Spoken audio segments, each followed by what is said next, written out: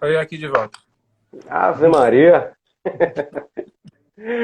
Sim, mas aí você estava falando dessa coisa de uma cultura diferente que você estava vivenciando, né? Que você percebia naquele espaço-tempo do teatro. Sim, acabei falando outras coisas aqui. Eu pensei que você estava ainda. Foi até esse momento que eu falei desse universo de sexualidade, que o teatro era muito peculiar. E aí acabei, inclusive, em outros momentos, até tentando sair desse universo de teatro, independente Uhum, desse interesse, por toda a delicadeza que tem de você se manter profissionalmente dessa atividade. Eu passei por várias sim. crises, né? Por viver essas marés de, em alguns momentos, ter muito trabalho. E aí comecei a ver que tem esse padrão, né? Nessa profissão de que quando você tem trabalho, você tem muito trabalho que aparece de todos os lados. Quando entra no momento de ressecamento, de ficar esturricado, as coisas somem, então você fica com vácuos, vazios. E antes eu tinha um movimento de acabar um trabalho e começar o outro, de não fazer, assumir dois, três, quatro trabalhos ao mesmo tempo, que eu vi que isso não pode acontecer. Você precisa, de alguma forma, estar sempre se envolvendo numa multiplicidade de atividades. E tentei até sair desse universo do teatro em alguns momentos, mas sempre o teatro me puxou de volta. Uhum. Desde alguns momentos que eu disse assim, oh, não, acabou, vou procurar, vou matar Fábio Vidal, que é meu nome artístico, e voltar a ser Fábio Melo, e procurar algum trabalho ou fazer uma outra faculdade para poder encaminhar uma outra carreira. Nas vezes que eu comecei a procurar lista de classificados de novos trabalhos para fazer, sempre acontecia alguma coisa que me chamava. Inclusive, teve um fato muito marcante num desses momentos de estar completamente desgostoso de estar fazendo faculdade de teatro ou não ver muitas perspectivas profissionais nesse trabalho. Eu estava no primeiro ano da faculdade, alguma coisa assim, e estava muito mal de grana. E aí pensei, inclusive, em largar, estava com uma energia muito revoltada para com a arte, porque não estava vendo retorno do investimento que estava fazendo de pesquisa, estudo, trabalho de cena, inclusive querendo fazer teatro e sem ser chamado para fazer teatro e meio sem saber como articular essa ida para a cena. Eu tive um processo de adoecimento que mudou completamente o modo como me relacionar, que eu me relaciono com a arte hoje em dia. Fiquei muito próximo da morte. Eu fui acometido por um problema neurológico chamado síndrome de Guillain-Barré, que eu tive uma mielite ascendente que eu fiquei sem andar. Eu fiquei no hospital falando desse jeito de uma semana para outra, com diagnósticos de morte que aconteceria na noite. E depois desse incidente à minha vida, eu comecei a gerar um outro valor para coisas muito básicas. O fato de se movimentar, quando eu saí desse processo, eu tenho uma memória de sair e estar no carro do meu pai voltando para casa, observando as pessoas se movimentarem na rua, andando, e achar isso de uma riqueza absurda, né? Nessa ideia de que você valoriza muito quando você perde uma Na série de escassez, né? qualidades e elementos, e isso me serviu muito para gerar uma outra ressignificação nas minhas queixas.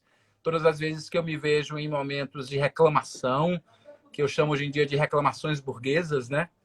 E vejo que tem essa potência de ter saúde, de possibilitar ações, articulações, atividades. Eu me coligo muito nessa instância de tenho tudo necessário para gerar revoluções.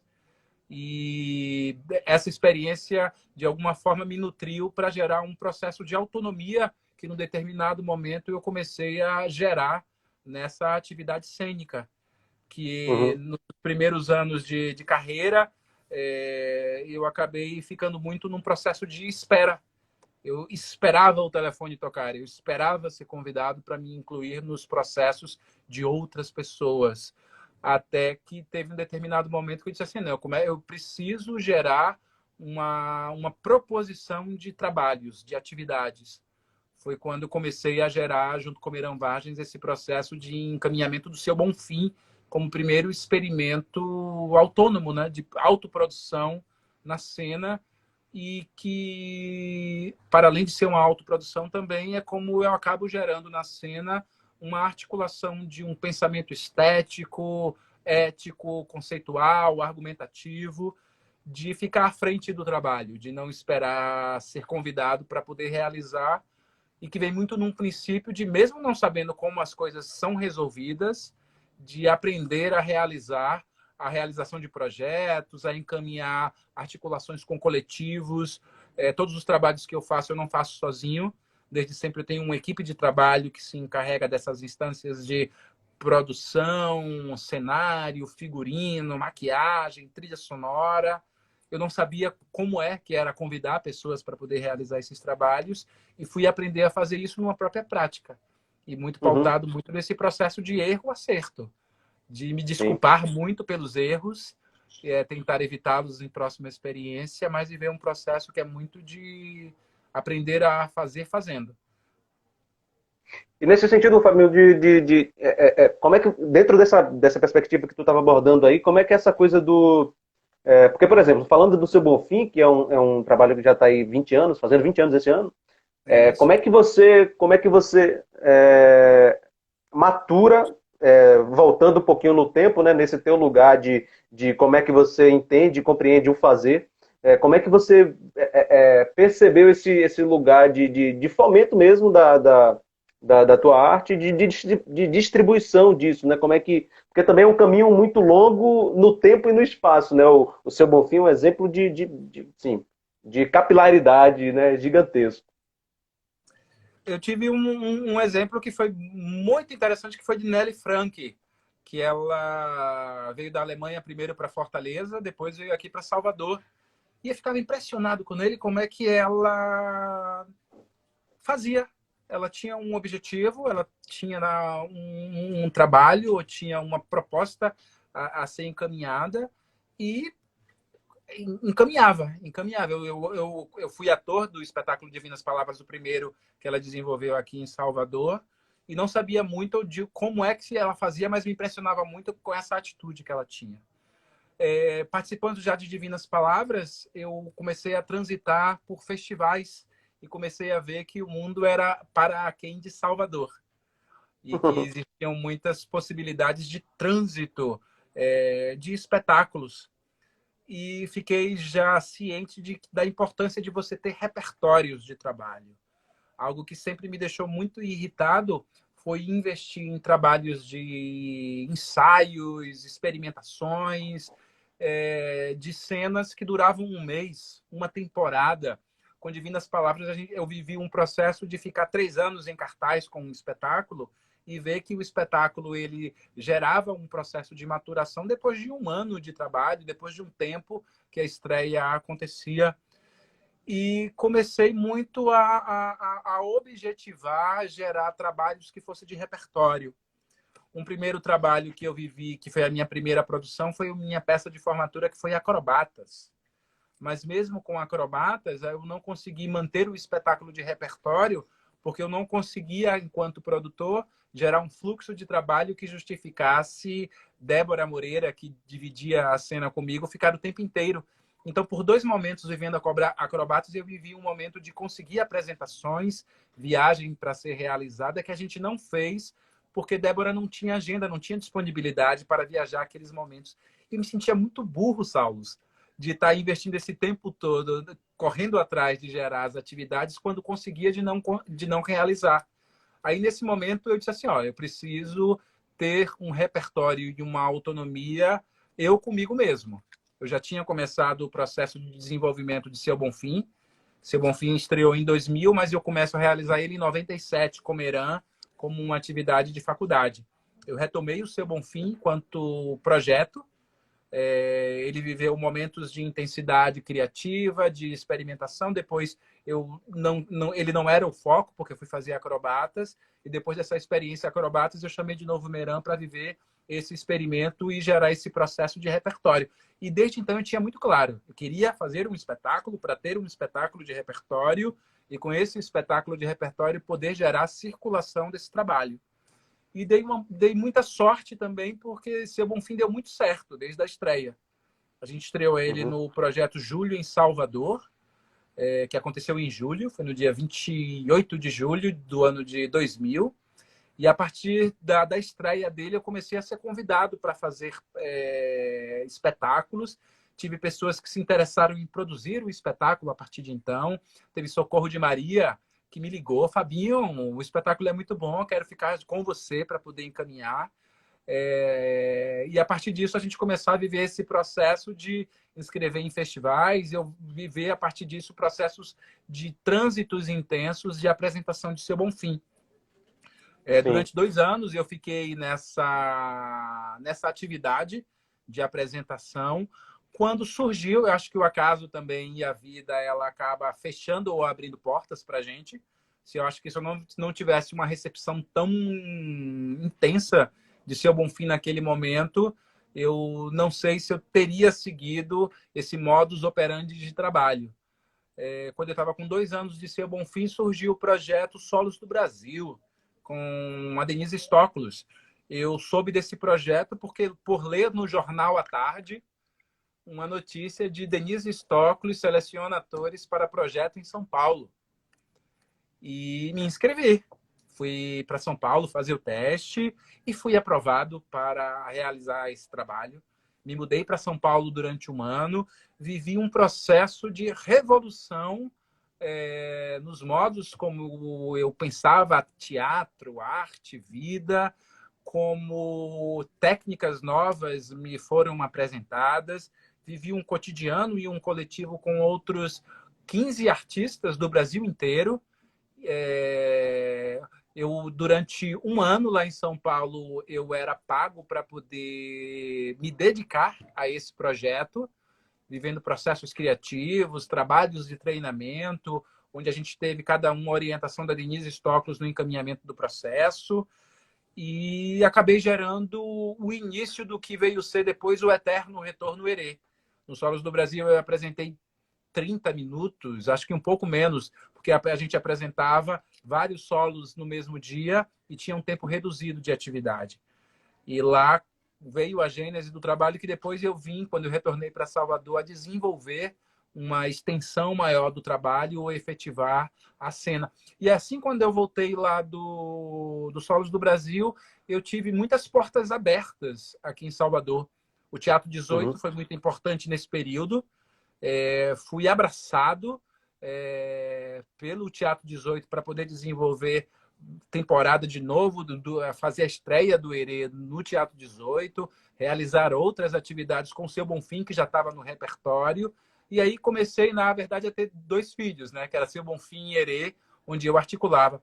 A partir disso, eu comecei a ver que eu comecei a desenvolver um modus operandi criativo de formação de ator, ou de manutenção, né, de treinamento para a cena, e também de produção, onde eu sempre tenho um novo processo criativo que eu vivencio.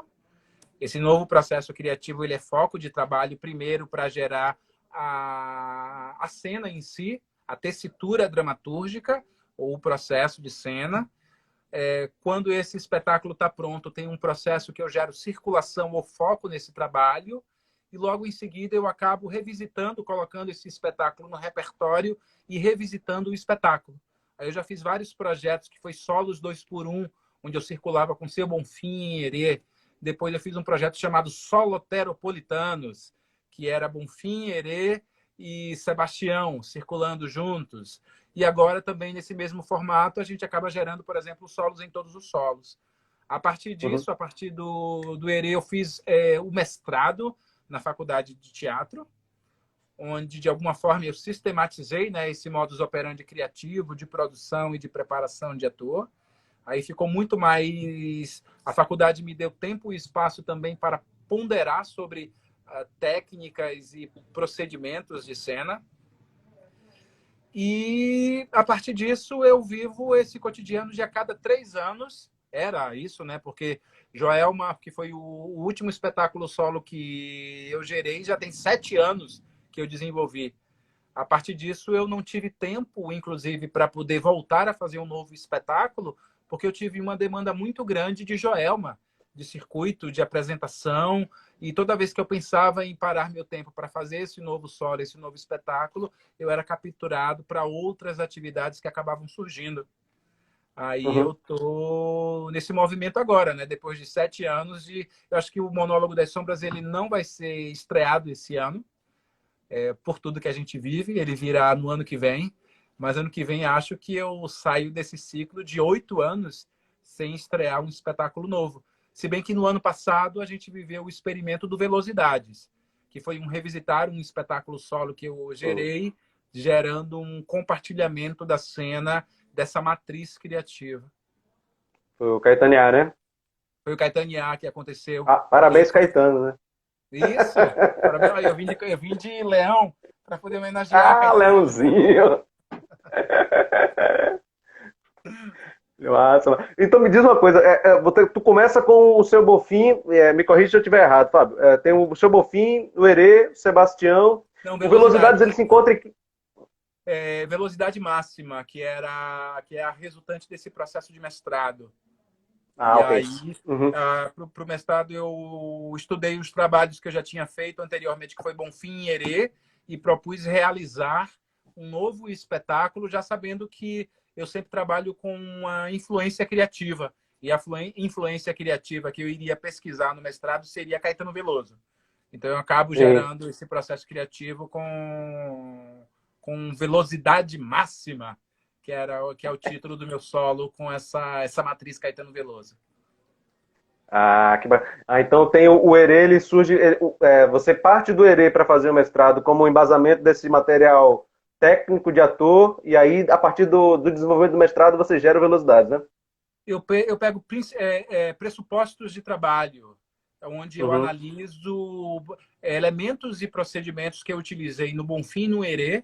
E aí, Bonfim e Herê tem, inclusive, marcas estéticas que são opostas, que foi uma proposição que a Denise fez para mim. A Denise Stoklos, ela tinha assistido o Seu Bonfim e ela chegou muito claramente num processo de orientação e disse assim, ó, vamos fazer tudo diferente do Seu Bonfim, já que você lida com a matriz do velho, vamos lidar com uma matriz que seja da criança. Você lida com Uhum. um universo que é de construção de personagens, vamos pensar numa persona cênica para trazer. Você lida com o sertão, o interior. Que tal se a gente pensasse em um outro tema que lidasse com os dias atuais, pensar o futuro, a tecnologia? Eu acatei algumas dessas orientações para fazer o Herê. Então, eu tenho já esses dois trabalhos que têm temáticas diferentes, mas tem um processo de preparação de cena que tem suas similaridades e suas diferenças também. Aí eu pego esses dois trabalhos como pressupostos, identifico elementos e procedimentos que estão estabelecidos nesses processos e aplico esses elementos e procedimentos para a criação do velocidade máxima. Bacana, bacana. Eu me lembro do Herê, velho, assistindo claramente, assim, me lembro assistindo o Gamboa. E foi uma coisa assim que eu nunca tinha assistido, assim, eu estava também começando tardio, né, a assistir coisas de teatro, e assim, eu tomei um susto, porque eu tinha assistido pouquíssimas coisas, e ver um negócio daquele completamente diferente, na forma de composição, na forma de construção do ator no palco, do espaço, da relação com a plateia, assim, uma coisa que até hoje tá no imaginário, tá no meu imaginário de começar a fazer, a pensar em fazer teatro também. E aí, meu velho, nesse sentido de você, assim, você já tem uma produção de Velocidade, Semofim, Herê, Sebastião, Joelma, são 5 solos. Isso. Nesse lugar de olhar para trás, agora você falou desses 7 anos sem produzindo dentro com os mesmos espetáculos, né? Mas nesse lugar de olhar para trás e já associando com essa nova produção que vem do Monólogos da Sombra, como é que você percebe essa caminhada, né? Esse percurso também? Depois eu olho aqui a pergunta do uh,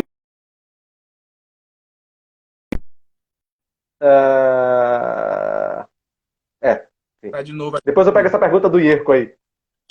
Tá certo. É, Tem outras influências que acabam sendo geradas. Eu sinto sedimentação também em algumas fórmulas. Tenho consciência desses elementos e procedimentos que eles funcionam como um estilo, mas também são algumas amarras que eu sinto que eu posso e tenho consciência que posso modificá-las em cena. Uhum, Tenho repensado muito algumas questões com relação a esses treinamentos que vivi, que diz muito a ver, tem muito a ver com um esforço, que tem muito a ver com o lidar com virtuose cênica. Não sei se é porque a idade cada vez mais chega, mas por ter vivido também muitos processos e de estar repensando até esse momento ou como me levo para a cena sem estar muito preocupado com em questões talvez estéticas ou operacionalizadas, muito mais lidando com um estado dilatado de cena ou com um processo de quietude que tá muito coligado a mim nos dias atuais. Eu tenho muito uhum, repensado questões que me formam, né? Uma aceleração de vida, ou estar nessa multiplicidade de afazeres o tempo inteiro, até esse próprio processo criativo que eu acabo gerando, que eu queria fazer de uma outra maneira e não consigo, eu tenho repensado nesses processos e eu me encho muito de material, mas eu boto muita coisa, é uma poluição de coisas que eu tenho certeza, inclusive, que eu não vou usar, de textos, elementos, materiais.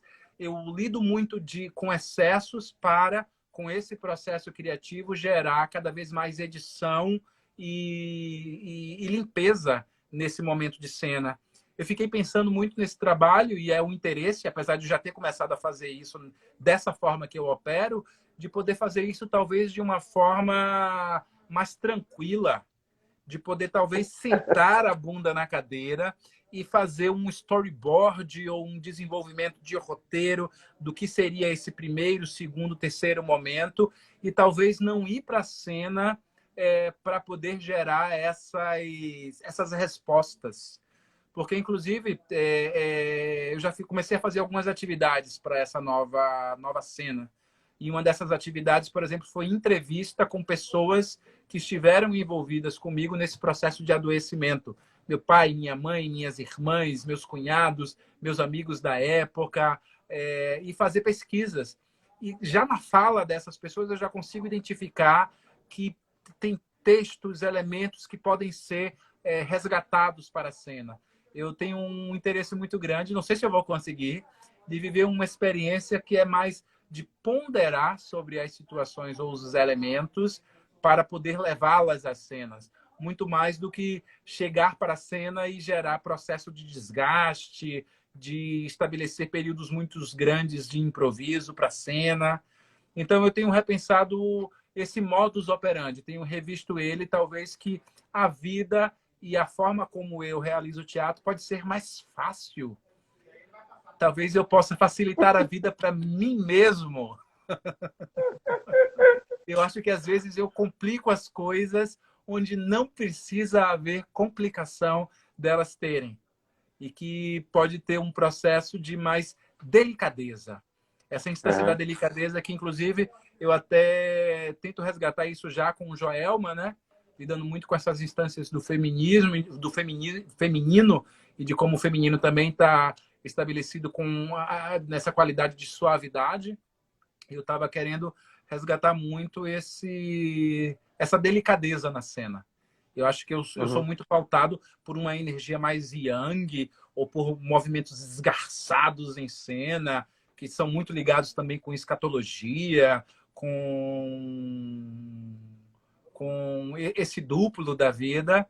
Eu queria ir para a cena em Monólogo das Sombras e não ter nenhuma cena de grito, por exemplo. Muito bacana. Eu quero para a pergunta que o Erco mandou aqui. Fábio, você revisita o espetáculo, você revisa ele em termos de mudanças de maturação? Quando ele estreia, logo sim, mas tem um determinado momento, depois que eu vou para a cena, vejo o espetáculo, eu assisto muito. Eu sempre, só com o Seu Bonfim não tinha câmera, né? Porque foi há 20 anos atrás, pegava a câmera emprestado das pessoas, mas agora é muito fácil, então eu assisto muito. E chega num determinado momento que não tem grandes variações. Eu acho que eu aperto alguns parafusos do espetáculo, geralmente vai num processo de diminuição. Estava até pensando isso com relação a Sebastião. A gente vai fazer uma adaptação com ele agora para a câmera, que a gente vai cortar uns 10 minutos, que é o momento que Sebastião é preso, e eu começo a mostrar muitos personagens envolvidos. E sempre Uhum. Gil Vicente Tavares, que é o orientador dramatúrgico do espetáculo, ele sempre me dizia: Fabinho, não precisa ter tanto texto, não precisa você dar tanta informação. E eu sempre ficava: Gil, mas é preciso mostrar esses personagens. De Fabinho, quem tiver interessado em Maracangalha, vai ler sobre Maracangalha, você não precisa mostrar tanta coisa. E eu sempre fui muito insistente em dizer: não, é preciso muito essa cena. E sempre Gil dizia: tira isso, corta. E para essa cena que a gente vai fazer online, para poder ter uma prontidão maior, porque a gente não tem toda as possibilidades que a cena gera de Uhum. encaminhamento de cena, inclusive de fazer uma cena de interatividade, que é um bingo que eu faço em Sebastião, que não tem como eu fazer online. Até teria, mas ia complicar demais já tantos elementos técnicos, né? De som, de luz. Com Sebastião a gente vai transitar pelos espaços aqui da minha casa, que virou o Teatro Sírios. E eu resolvi fazer uma edição que é mais enxuta do espetáculo. Mas na Sim. cena mesmo, tem pequenas variações. Eu acho que Joelma, por exemplo, a gente estreou, tinha 1h20 de Joelma. Hoje em dia ela tem 1h10, em média, de cena. Então, 10 minutos de cena é muita coisa. Então, a gente acabou Sim, sim. enxugando alguns elementos que a gente viu que tinha gordurinhas, algumas barriguinhas que poderiam ter uma prontidão maior junto com o público. Então, Massa. eu vou para a cena para estrear os solos muito tranquilo, porque eu já estreei a peça várias vezes. Antes de fazer para público, eu faço vários ensaios abertos, faço performances na rua. Então, no dia mesmo da estreia para público, eu já estou calejado de fazer a cena. Então, e eu Show. sou muito CDF nesse sentido, de ensaiar muito, de fazer desses processos criativos meu objetivo de vida. Durmo, acordo, fico com fone de ouvido o tempo inteiro ouvindo as falas e textos, fico passando as partes coreografadas zilhões de vezes. Então, eu sou muito CDF nesse sentido de dar conta e ter uma segurança do projeto nesse período criativo, que é esse período de ensaio. Inclusive, Saulos, quando eu escrevo os Hum. meus projetos, eu não escrevo o espetáculo, eu escrevo o processo criativo, viver o processo criativo de Sebastião, que vão ter essas e essas e essas etapas e que vai ter como resultante um espetáculo. Então, o foco do meu trabalho está sempre no processo criativo e nas Uhum. atividades que são coligadas com o processo e que vai ter como resultante o trabalho em si, né? É uma dos desdobramentos do processo. Sim, sim, como uma combinância, né? Algo assim. Exatamente. Como a cereja do bolo. Mas o foco Uhum. não está Massa. na cena em si. Está no No processo fim, né? criativo que deriva a cena. Ótimo, isso é muito bacana, porque, inclusive, eu tenho repensado muito essa coisa dessa palavra e desse conceito mesmo de processo. E não só nas artes, né? Mas num aspecto muito mais global mesmo, né? Acho que a gente tem perdido essa coisa da relação com o processo das coisas, né? Com o tempo de feitura, com o tempo de maturação, com o tempo que aquelas coisas têm para ter tempo, né? Para existirem. Sim. Eu acho que isso é até uma das loucuras que talvez até conhecido com aquilo que a gente estava falando no início da nossa prosa. Muito, muito legal essa tua fala, de estar mais ligado com o processo, né, com o exercício do fazer. Muito interessante. Você falou de uma coisa também muito interessante, que foi a coisa da... eu perdi um pouco o contexto que você falou, mas era até uma pergunta que eu ia te buscar agora, né? Você falava dessa coisa da revolução interna, né? De uma autorrevolução. E aí eu queria até te perguntar o que é que te revoluciona, né? O que é que te revoluciona depois desse tempo todo de 5 espetáculos solos? O que é que está te inspirando, te mantendo mobilizado? Ai, tem o tempo inteiro, é tanta coisa o tempo inteiro que a gente tem acesso, desde pensamentos filosóficos, coisas que estão que eu estou me sintonizando ou tentando gerar uma verticalidade maior de conhecimento e de prática. Tem um interesse muito grande nesse tipo de atividade, porque também escolho as pessoas com quem eu quero me relacionar e os temas com quem eu quero lidar para gerar esse Uhum. trabalho. Então, eu consigo canalizar meus estudos, a minha pesquisa para a cena que eu estou fazendo. Tenho ouvido e escutado muito Luiz Fugante, que é um filósofo paulista, que ele lida muito com esse pensamento de uma filosofia da imanência e de você gerar outros conceitos, perceptos, afetos, de você colar em si, de pensamentos como é que você ainda está muito coligado com ressentimentos e gera uma postura mais livre, né? Em cima de todos esses agenciamentos que você lida no seu cotidiano. Em questões técnicas, tem experimentações, como eu te falei no início, a serem realizadas ou estabelecidas com esse suporte audiovisual. Tenho pensado muito essa questão que colou com esse momento de agora também, onde essas questões vêm muito à tona, que é esses princípios de adoecimento, como esse próprio ressentimento acaba a gerar um ambiente, né, onde a doença pode também se estabelecer e de como você também está coligado com essas questões psicológicas, que seriam, na verdade, como as sombras se processam na vida.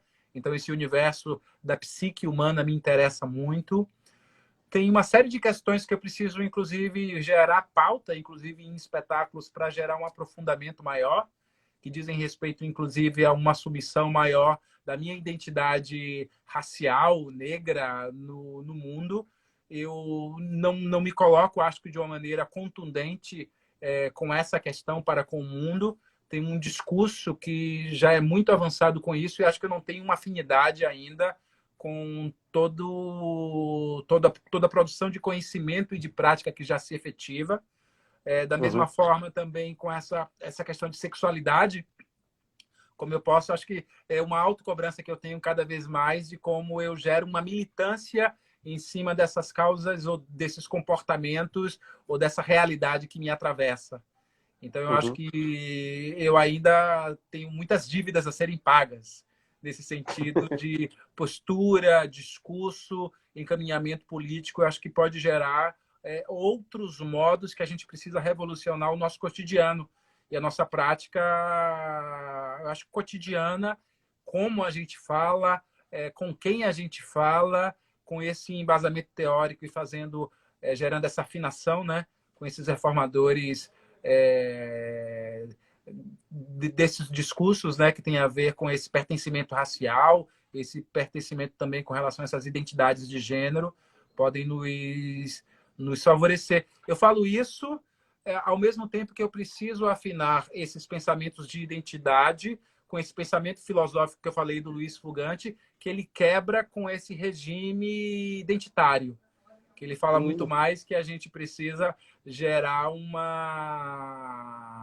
uma instância de afirmação das nossas diferenças. E aí é todo um universo a gerar uma postura tanto de discurso cotidiano como de discurso também cênico e de resultado de trabalho. Como isso é levado em cena enquanto bandeiras e propostas que possam me revolucionar, principalmente. De novo, dizendo que eu acho que a revolução começa com a gente, é como a gente se estabelece na nossa relação, no nosso micro. Isso aí acho que eu já consigo gerar incrementos nessa postura ecológica, ou de como tem procedimentos ou modos como eu me instauro com o que eu como, com o que eu compro, com o que eu visto, no modo como eu me desloco na vida, que acho que cada vez é mais afinado com um discurso que eu tenho de ser ecológico, de pensar sustentabilidade, de como foi uma revolução, e pratico isso na prática, o fato de parar de comer animais, no momento em que estava na frente de bifes ou de bichos, começar a não consumi-los sem pensar em toda uma indústria e um sistema que está por trás daquele alimento que você consome, e não querer mais fazer parte desse mecanismo. E, numa tranquilidade, parar e evitar alguns hábitos que eram incongruentes com a minha fala no momento que eu me dizia ecológico, conscientemente preocupado com a vida, né? Com o planeta, como a gente se processa nesse nosso dia a dia. Ótimo, ótimo, bacana. Meu velho, a gente está caminhando para o final. E agradeço você mais uma vez pela palavra, pela troca, pela prosa. Eu estou sempre também finalizando com uma pergunta que eu acho muito legal também, e eu lanço para você agora, que é, na tua opinião, como suspender o céu? Acho que é trazendo ele para a gente. Aproximando. Sim, sim. Acho que esse discurso que eu falei contigo, né, de buscar essa quietude, eu acho que o silêncio, o autocontato, a observação, a escuta, ela, ela pode revelar coisas que a gente, por esse turbilhão, por esse tempo-ritmo que é muito solicitado nosso, né, de multiplicidade, de fazer muitas coisas ao mesmo tempo, de estar com essas vozes e essas cobranças o tempo inteiro na vida, como eu acho que isso nos afasta do contato com esse aqui e agora. Eu fico pensando muito como é resgatar o tempo, que é também um discurso que Fugante traz muito, que o tempo é capturado e a gente se deixa capturar também, de viver no automático. Aí eu fico vendo o tempo inteiro um movimento que é o tempo inteiro de fazer ranhuras assim com o tempo, aí tipo, não vai tanto para frente assim não com a cabeça, fica mais nesse aqui agora, respira, olha as coisas que estão em volta, olha as pessoas que estão em volta, se olha, se observa. Tenho feito isso, tentativa de gerar barricadas no dia a dia, no cotidiano, para não ficar nessa fala que você já viu que é muito acelerada e que ela revela meu espírito. Então eu acho que é trazer para você. Suspender o céu é trazer ele para você. Ô, meu velho, brigadão, brigadão pela vinda, viu? Só lembrando, o Sebastião, ele tá nesse fim de semana. Não, é sempre quarta-feira. A gente Ah, realiza quarta-feira. apresentações desse projeto Solos em todos os solos às quartas. A gente tem duas Uhum. apresentações no projeto, que é Sebastião na próxima quarta, dia 12, e depois dia 19, se eu não me engano, 12 mais 7, 19, é Vinícius com Hamlet cancelado, terminando o projeto. Essa primeira versão que a gente está fazendo esse experimento de ir para a cena dessa forma online. Aí às 20 horas. Na segunda-feira eu tenho às 20 horas também, através do meu Insta, né, esse daqui, Fábio MS Vidal, um encontro com Gil Vicente Tavares, para falar sobre o processo criativo de Sebastião.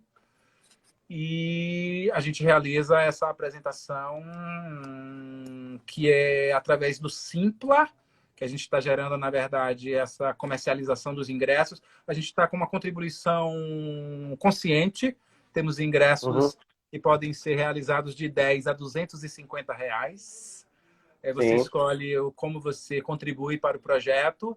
Através do Simpla, você adquire o convite e consegue um ingresso que é pela plataforma Zoom, para poder assistir o espetáculo. 15 minutos antes da apresentação, tem uma sala de espera que é aberta, né, para as pessoas já conectarem, ver se o áudio está ok. E às 8 horas, a gente está dando uma tolerância, né, de uns 5 minutos para os atrasados, por esses problemas de conexão, para começar o espetáculo a partir das 8, 8h05, através do seu dispositivo. E aí vamos ter Sebastião, que fala desse acontecimento, desse fato real de um avião que caiu com 5 milhões de reais em Maracangalha e transformou a localidade numa verdadeira loucura, casos absurdos acontecendo. E Sebastião fala muito sobre o que é a vida e o quanto vale o existir, a sua tranquilidade, a sua paz, e o dinheiro que cai do céu não traz felicidade. Ótimo, meu irmão. Bom, para quem está acompanhando a gente, repito, esse projeto está na escuta. Amanhã a gente tem uma outra prosa, eu estou fazendo sempre às sextas e sábados. Sextas às 19h33 e sábados às 16h33. Amanhã eu bato uma prosa com o Lelo Filho. Acho que vai ser bem bacana também. Semana que vem já estou com a galera muito bacana também, com o Yamamoto, dos Clowns, e o Fernando Marques, do Grupo Z, do Espírito Santo. Então, prosas bem bacanas estão vindo aí. Para quem quiser ver as outras que já aconteceram desde junho, só entrar aqui no Insta do Coletivo Duo ou lá no Duo Coletivo, no canal do YouTube, que tem umas conversas bem boas lá. Fábio, meu irmão, deixo contigo um abraço. Vai se cuidando aí nesse período doido da gente. E boa sorte no projeto Solos em Todos os Solos. E um grande beijo para você. Obrigado, Saulo. Prazer estar aqui contigo. Tchau, tchau. Tchau, querido.